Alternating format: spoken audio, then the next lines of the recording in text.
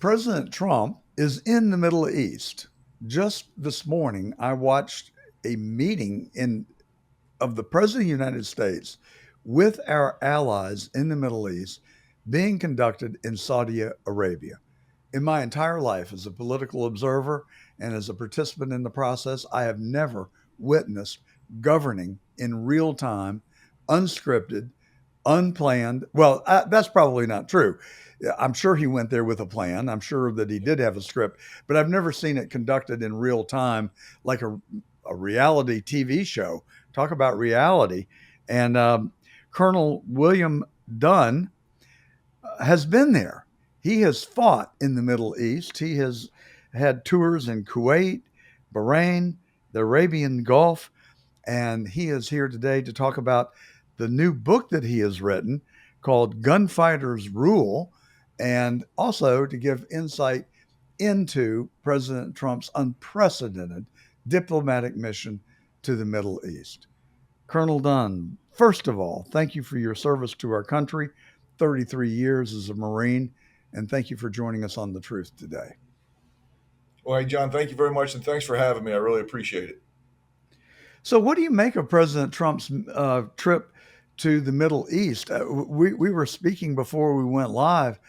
I just can't remember another U.S. president going to the Middle East and having sit downs with the leaders of the foreign nations that are represented there, and that he is meeting with, and then allowing the world to watch in real time. It's unprecedented. I think it's amazing, and I've spent a lot of time in the Middle East, in Iraq, Kuwait, all over. And one of the things that you learn very quickly is when you are dealing with our friends in the Middle East, they deal with the handshake, they deal with face to face discussions, and they like to be able to sit down and talk to you. And it takes time to build relationships. And so, what President Trump is doing, not only is he doing great things for the country, he's also building long lasting relationships with their allies, and they will become friends if they're not friends. And when that happens, the goodness for the country is they know they can rely on us, and then we'll know we can rely on them. And that's the foundation of trying to get calm and peace in the Middle East. And I know that wasn't, it doesn't seem that that was the purpose of his visit. It was more commerce and economic. But that's the way to do it: is get out there, shake hands, meet them in person, show them that when we are America, we are willing to come to you and be friends. And I think that goes a long way to stability in the Middle East. And just people are people. It doesn't matter what walk of life they are in, they are still human beings. And we know that personal relationships mean everything in terms of being able to understand someone else and relate to them. And those relationships are very meaningful when things turn sour or get strained. Wouldn't you agree? I would absolutely. And there's a lot of difficult challenges with the Middle East. Most of the country is familiar with them. We've been watching them for decades upon decades.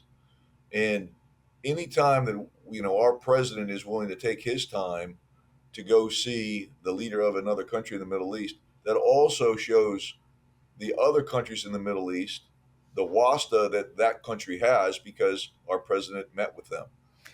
I Well, who believe this will drive more meetings with more of our friends, and it'll make the relationships tighter. well, just give us a 30,000 foot overview, if you would. Tell us who are our friends and who are our enemies. We know that Iran, we're certainly not simpatico with Iran. I don't know where we stand with Iraq today. We fought a 12-year war there that President Trump really ended in his first term. And then, of course, there's Pakistan. I think there are good parts of Pakistan and then not so good parts of Pakistan. We were giving them 5 billion in aid, and then we found out that Osama bin Laden was being living there, um, Yeah, sure. adjacent to a Pakistani military base. So it wasn't a secret; they weren't oblivious to it. But who would you identify as the good guys and the bad guys? Well, that's a tough question, right? I would say the countries that we are usually working with is Iraq, Kuwait. Kuwait are great friends. Jordan, Qatar, and you have to understand is you have the UAE. All of them are our friends in theory, except Iran. Some better than others. You have the government of Yemen. I would not consider them our friends. I'm sure some people in the State Department would disagree with that. We want What we want to do, though, is for everybody in the Middle East to be at least willing to be our friends. And if we can get to that point, I hear that the president of Syria is coming for a meeting in the Middle East. That's a huge step in trying to calm that area down. Well, I don't President know that I Trump would consider them our friends right now, well, but President Trump just lifted all the sanctions on Syria uh, well, as, because we're as a trying to goodwill make gesture, a peace that's offering. right. We're trying to bring that new president of Syria into the fold, and hopefully it'll allow for a friendlier relationship at least, and try to make some more stability in the region. Well, I watched the president give his presentation in Saudi Arabia on television, and much of the talk track was similar to when he was campaigning in the United States. And you could just sense, at least I think I could sense in the room a congeniality and a very upbeat, positive reception from by the Saudis, and real gratitude that President Trump would travel the globe and spend the time that he has with them. Yeah, I think so, and it shows to me. And I'm not from those countries, obviously, but to me, it shows those countries and the individuals in the countries that their kingdom, their presidents, their leaders are respected by the U.S. Yes.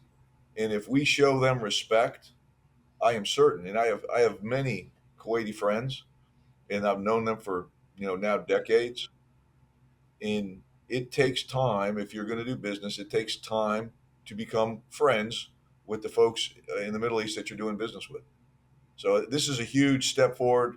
It's a great, in my mind, a great thing for America and a great thing for the Middle East. And the fact that President Trump did it is outstanding. Well, I hate to show my ignorance, but I have never been able to break the code on what all the tension is about in the Middle East. I know that we've got differences of religions that go back centuries, and I suspect that there is a power struggle that is involved in all of this, as well as money.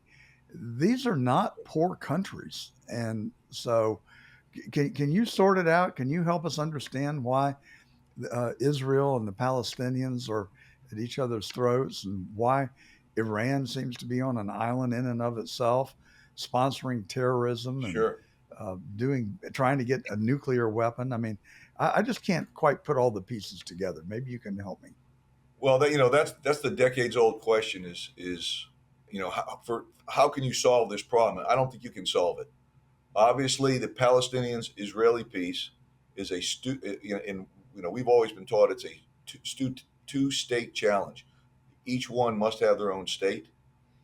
Of course, they each want the same territory that Israel is in, and that's problem one there. And when I was in Iraq, and I talk about this a little bit in the book during OIF 1, we went into a school looking for weapons that the Iraqis had filled with weapons, and it was a little girls' elementary school. And on the wall, there's a mural, and I had a translator. He translated and it said, "You cannot go to heaven until Palestine is free." And so that was being taught in an Iraqi girls' school in near Baghdad. When you think about that, and this was in 2003, but for how many decades do they teach their children that you can't go to heaven until Palestine is free or until Israel's gone? So that's probably the premier issue. Uh, I've talked to a few very very devout Muslims, and they say that they are taught, the very devout Muslims, and I am not a religious expert, but they cannot stand, and some of them and some of our enemies cannot stand if you are not a Muslim and if you are not a believer in Islam. So if you're a Catholic or any other religion, they hate you. I've read a translated version of the Quran, and nowhere that in my version that I read does it prescribe for killing other people unless they're attacking your mosque or attacking you. It's really more of a peaceful version.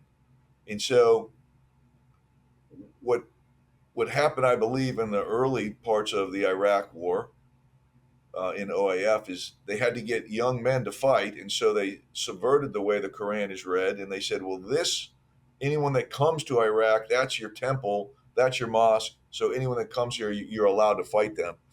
And that was translated to me from a Navy commander who was Muslim, and his job in the Navy was to basically teach us how to work in Muslim countries. So I believe that was a very good source and very accurate. But where does this all end? Well, one, Iran cannot get a nuclear weapon. Yes. They vowed to use it immediately.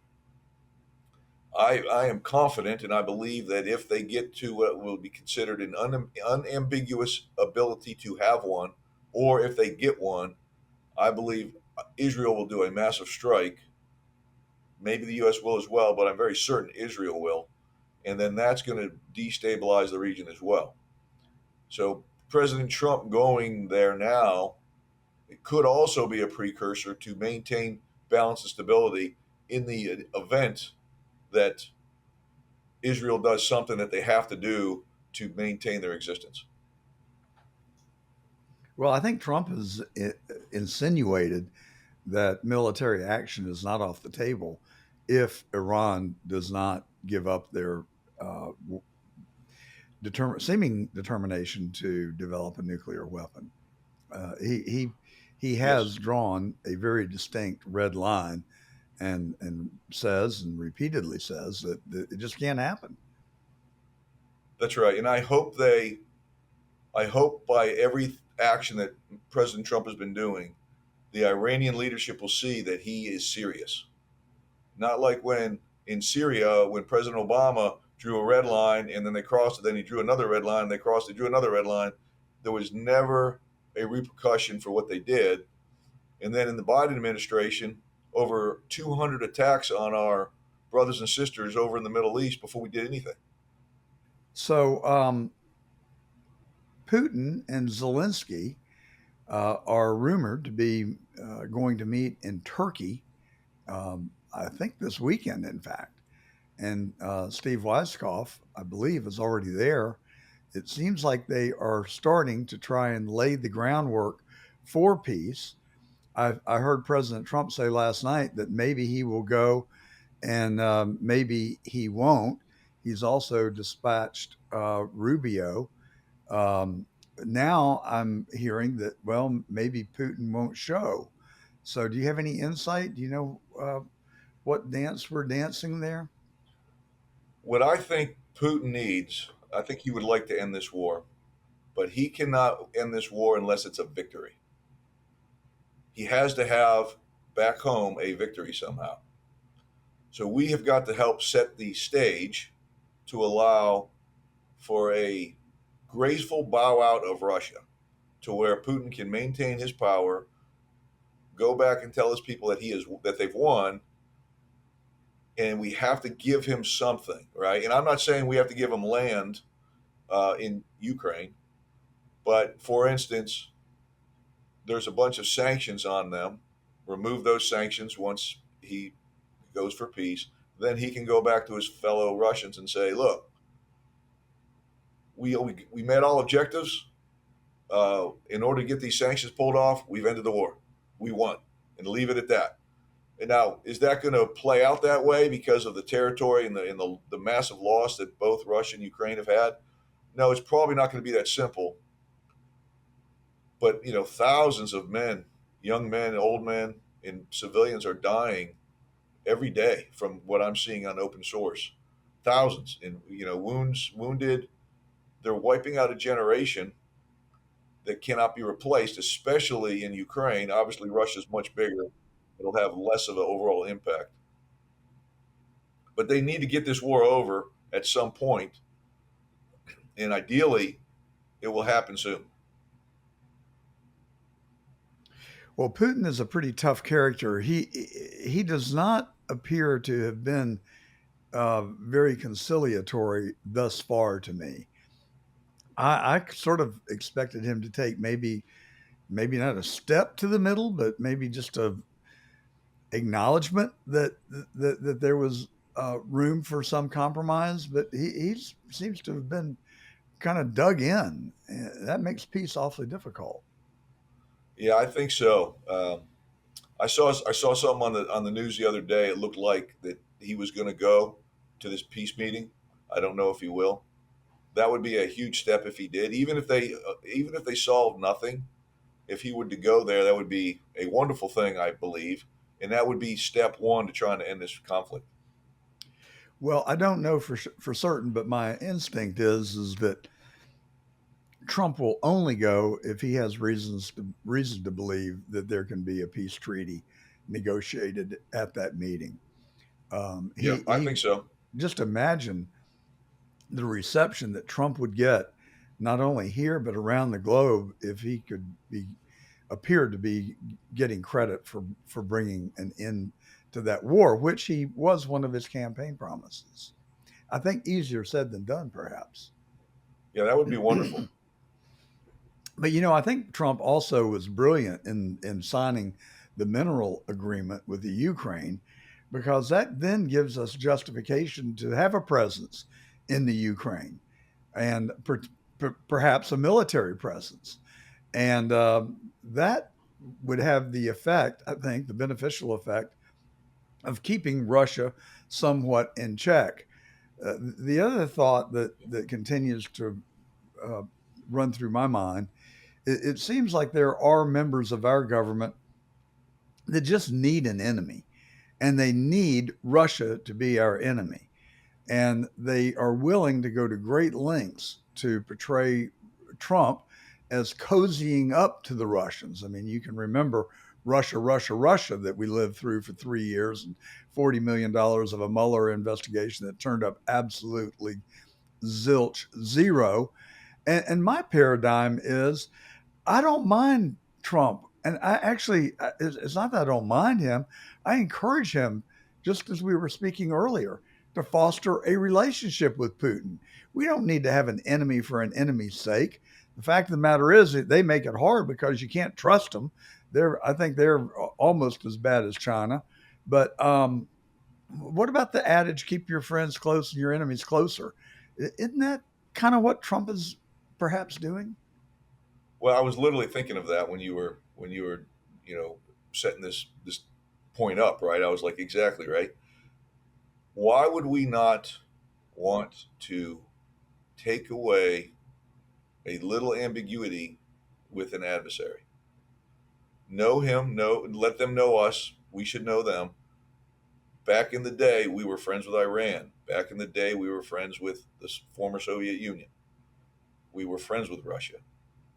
We fought together in World War II. We I think a certainly lot of did. people forget about that. Yep. We we need to be friends with them. And I would say this though, I don't think we would want to put any military forces in Ukraine anytime soon, even with this minerals deal, because what we don't want to do is make Russia feel that their back is being put against the wall or that forces are moving closer to their borders. Well, you That are so right. And that would be yeah. I was thinking that very thing as I was uttering the words, that probably would be a mistake. And I think that really kind of traces back to the beginning of the Ukraine Russia war, when there were bringing the Ukraine into NATO was being actively considered. It looked like it was about to happen. And Putin said, no, you're not going to join NATO, and you're not going to put nuclear arms on our border. It would be no different than if Russia were putting nuclear weapons in Canada or Mexico, or let's see, where else could they do? Cuba, maybe. We've seen how that That's played right. out. That's right. So, I mean, there's part of me that says I can't blame them, but it seems like they got on the slippery slope and it's now gone too far. No, that's exactly right. Um, what we need to do is be close to Russia, be, become friends again if we can. Whenever there is in essence, a vacuum, something will fill it. Like the last time I spent a lot of time in my career in Djibouti. The last time I was in Djibouti, there were Chinese folks everywhere, military folks. They were training, they were doing different things. It was a shock to me the the influx in input that China had put into Djibouti. And this was in 2014, 2015 timeframe. And I suspect it's expanded. So if there is an area and don't have any, projection, or it doesn't have to be forced projection, but U.S. projection, if we don't have U.S. interest there, somebody will fill that gap, and it may not be a friend of ours. I believe we want to be better friends with China as well, because the three biggest kids on the block right now are U.S., Russia, and China. Why not try to get some? I don't want to call it teamwork, right? I'm not naive to believe we can become good teammates anymore, but what we can become is respected. And how about just some common ground? That's right. And That's right. nuclear war benefits no one. And so I think I really thought that in the 1990s, that Ted Turner's de escalation of nuclear weapons and the withdrawal of nuclear weapons from both Russia and the United States was on a good path, and that we might really be able to eliminate nuclear weapons. It seems like we've gone just the opposite direction over the last 15 or 20 years. Yeah, and we should never, the U.S. should never give up our nuclear capability, because there can, the one problem that we always have with every country is determined to do what's best for themselves. It makes sense. And so I'm very confident if we were to give up our nuclear weapons, somebody would attack us. And so we can't do that. The mutually assured destruction between two large nation states is probably the best deterrence uh, to nuclear war. But imagine if you are, go back to Iran. Say Russia and the U.S. and China just completely, got rid of our nuclear weapon capability. Not that we'd ever do that, but let's say they did, and then Iran all of a sudden gets one now. So now Iran would become, in essence, a world leader because they would have the capability to take out the other countries. What we need to do, the big three, is we need to try to reduce any nuclear proliferation on any other state that does not have what we consider rational actors. The Indian Pakistan evolution that took place last week, terrifying. Those are two nuclear powered nations that have the capability to unleash nuclear weapons at a moment's notice on their neighbor. And I confidently believe if one were to do that, even if it was a single nuke, it would just keep escalating as they nuke each other to death. Now we've got a problem of the whole world, like you said. One nuke going off is bad for everybody. Absolutely. Well, it seems to me that China's kind of the wild card. That I just instinctively I sense that we can find a middle ground with Russia. And there's so much to be gained by doing the same thing with China, because we are the world's two largest economies, and and population centers as well. Uh, but China makes it so difficult because they fly spy balloons over our country that linger over our most sensitive military bases, Yeah. and they flood our southern border with fentanyl, and they deposit 150,000 military age fit men into the heartland of America. I could go on. We are so enmeshed with China and on so Yeah. many levels. 90% of our pharmaceuticals, I'm told, come from China. General Robert Spalding, your colleague, came on our show not too long ago and talking about his book called Stealth Warfare. He said that we're at war with China and never a shot will be fired.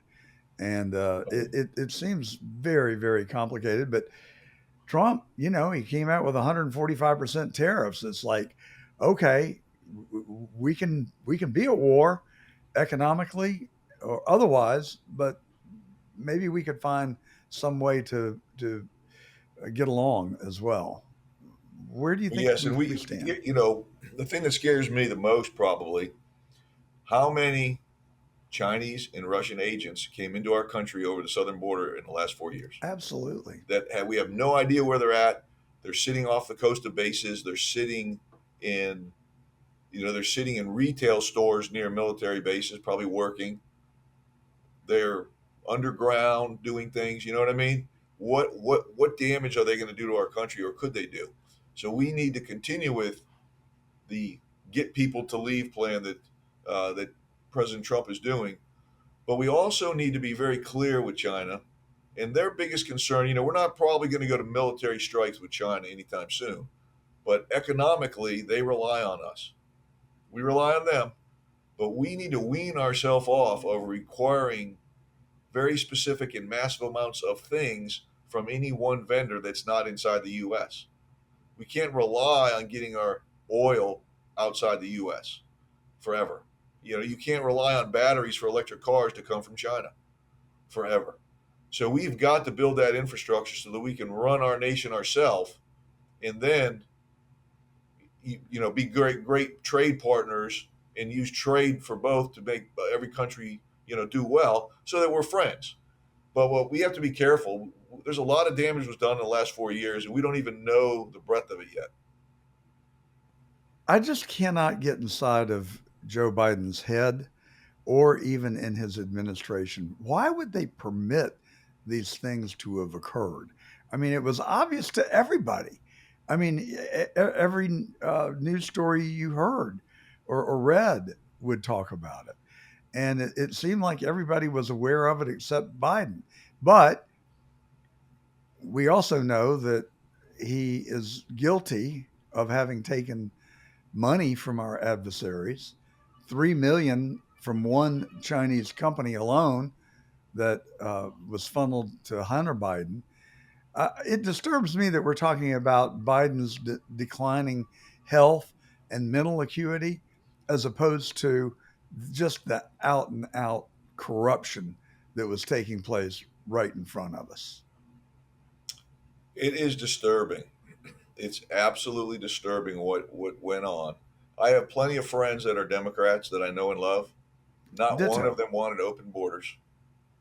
Not one of them believed that there wasn't a mental problem with the president, mental acuity. Not one of them believed he was running the country. Now, No. none of them were going to vote for Trump, or Kamala Harris, for instance. Our friends said they don't like Trump, they're not going to vote for him, but they couldn't vote for her because they could no longer take the corruption that had been going on. What I don't understand is how there's got to be other good people in government that are on the Democratic side that saw this. There has to be, and I just don't understand why they didn't do something. Well, I think John Federman has taken one step in that direction, and now they're Yes, absolutely crucifying him. They're putting out all sorts of hit pieces on him, and so that makes it very difficult. But you know, and I'm not I'm not being partisan because um, Sam Nunn I consider to be a friend of mine. I've served on a board with his wife Colleen. I've known them for 40 years. He's a good guy. We just disagree on politics, but he's an ethical guy, and I believe he is honest, and he was a great um diplomat and a statesman when he was in the United States Senate. Ditto for Richard Russell, yeah, also a Georgia U.S. Senator. Uh, Trent Lott. Well, no, Trent Lott. He was a Republican, wasn't he? yeah. There was a Louisiana senator that I'm trying to think of that fell into the category of a statesman that was a Democrat. Anyway, things have changed. It's just gotten so polarized that they used to be able to talk to one another. Now it seems like there's just flagrant outward animosity going both ways. Yeah. Well, thank you so much. I've really enjoyed chatting with you. Where can we find the book Gunfighters Rule? You can get it at any bookstore. It's easiest as if you Google it, it'll pop right up. And Amazon does a good job of getting out pretty quickly. And how are you spending your time in retirement from the Marines now after 33 years? Well, I like for instance, right now I'm down in Orlando at a veterans conference, the National Veterans Small Business Coalition. I run my own company, uh, Strategic Resilience Group, and we have folks right now. I have folks in Iraq supporting DoD. We've had folks go in and out of Syria supporting DoD, and our teams are out there helping our brothers and sisters that are still on active duty and supporting. Do a whole litany of things to help protect the country. So it's a great honor to continue serving, and we also get to hang out with my Marine buddies pretty often. So it's kind of nice. Well, that's great. One quick question before I let you go: Can Trump remain safe in office for the next 3.5 years? I worry about his safety. He is being such a disruptor in a good way for me, and I Yeah, gather from you as well. But there have already been two attempts on his life that we're aware of. I suspect there are more that we haven't been told about. you know, I hope so. I hope he can remain safe. Uh, he's a good man. I've never personally met him, but and I would say this: I was watching the show when he got shot. I Same here. knew. I told my wife what kind of weapon it was. I Hmm. knew exactly what it was. Um, I've been shot at by that type of weapon before, and I've had them, and I've shot. I've shot a lot of ARs in my life. The simple fact that he got back up and was, fight, fight, fight. That is how you see a military person act when they're shot or shot Hmm. at. That I've seen. They That's the get back mental up and they aptitude. get in the fight. They don't bat an eye. And to me, that cemented to everybody that he is not just a man, but he is a leader. And he got back up. And, you saw the left kind of saying, oh my God, he wants everyone to fight. Oh, it's terrible. Well, no. Someone shoots at you, you better get up and fight. Well, and Christopher Wray said, "Oh, I'm not sure it was the bullet. It may have just been shrapnel." What was that about? My God. There were some people that said he did it on purpose, Yeah, right. right? He Yeah. he's not that stupid. No, no one You is. don't come that close to a bullet and do it on No. purpose. If he was, he'd have a great future in the circus. Yeah, Um, exactly. so, Exactly. But yeah, I well, hope he can remain safe. I hope they'll protect him. And I tell you, whether you like him or not, whether you're a Republican or Democrat, he's doing everything he said he was going to do. and He's he's working 18 hours a day, 7 days a week. easily. I am such an admirer. I have gotten to spend time with him. He is a brilliant person. He's engaging. He's fun. He's funny. But he knows what he's doing, and we're watching it every day play out in real time. And we've never watched a president govern like President Trump is, and Never. hopefully it'll set the stage for how our country will operate in the future. I hope so. Colonel William Dunn, 33 years in the Marines, and a very knowledgeable guy. I just appreciate your coming on so much, and I hope we Well, get to thanks for stay having in me. Yes, touch. sir. My pleasure. Have a great day.